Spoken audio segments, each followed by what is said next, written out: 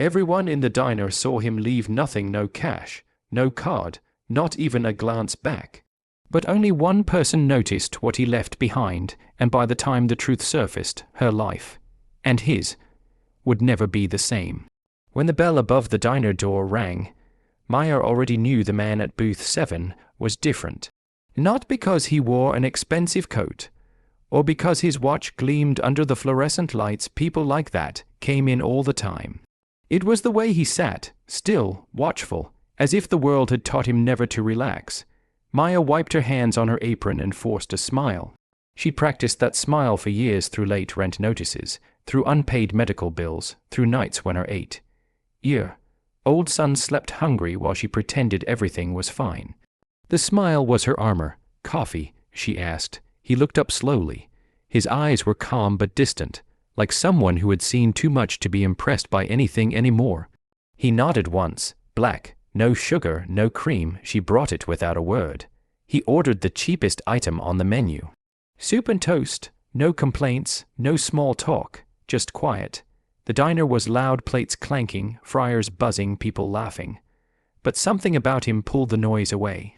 Maya kept glancing at the table, not knowing why. Maybe it was exhaustion. Maybe it was the universe nudging her towards something she didn't yet understand. When he finished, he stood, placed exact change on the table, and walked out. No tip. Maya's chest tightened. She didn't gasp. She didn't curse.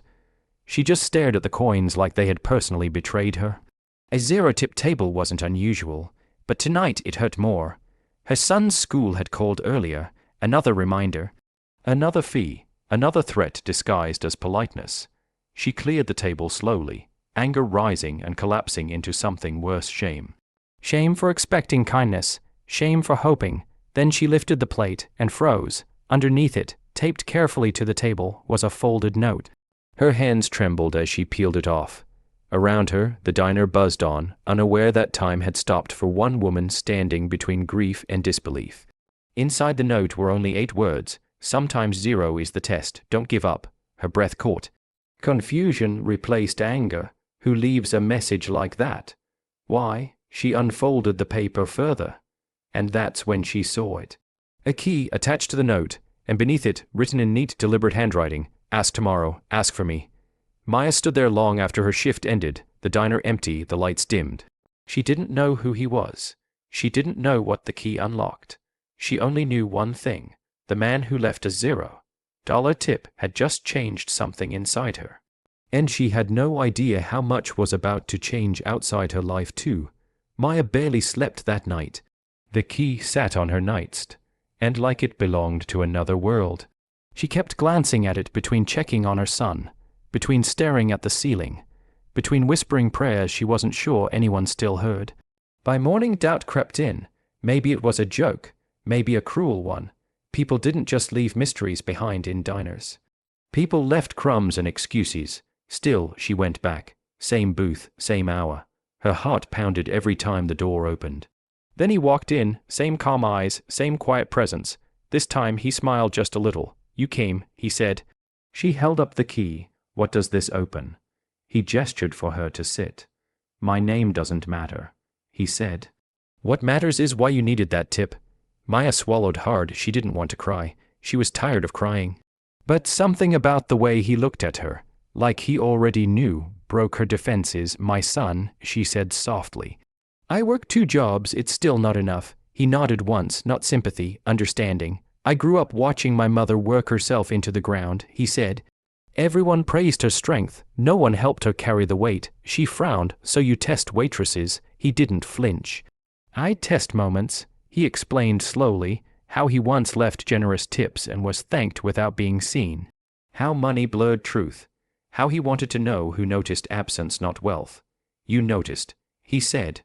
"You didn't chase me, you didn't curse me, you just stood there." Maya's voice shook. "That doesn't pay rent." "No," he said gently. "But character pays futures." He slid a folder across the table. Inside were documents, a scholarship fund, a housing grant, a job offer not as a waitress, but as a community coordinator for a foundation he quietly ran. A foundation built to help people like her before they broke. She stared, unable to speak. I don't give money to impress, he continued.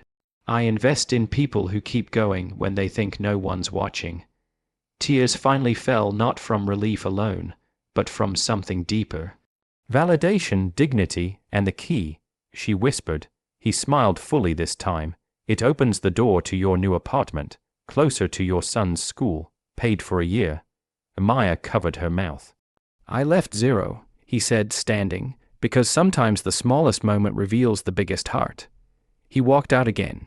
This time the diner felt different, brighter, lighter. Months later, Maya would tell her son the story. Not about a billionaire, not about money, but about a day when she chose grace over bitterness. And how the world answered back. Final message. Sometimes what looks like nothing is actually an invitation. Sometimes zero isn't the end, it's the beginning.